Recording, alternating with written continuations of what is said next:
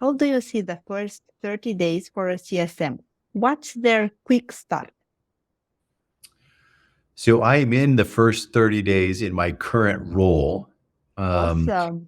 And I am replacing the previous director of CS who was managing accounts directly. So I think I can relate to this really well. The biggest thing for me is to make sure that I'm digging deep on the product side, making sure that I learn the product and the solutions that we're providing while kickstarting relation. Most customers are patient. And so as long as we kickstart the relationship and do it well, if there are immediate pressing needs, obviously you need to address those and solve for those.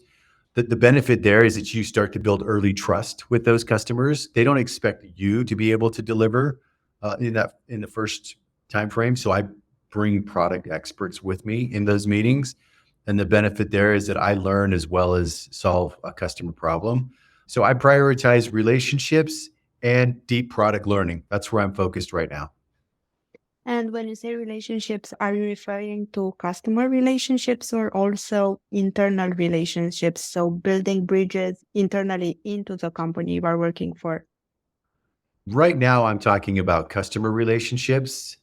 My experience has been that if you build strong customer relationships and you deliver results for those customers, you start to build and forge strong internal relationships as well.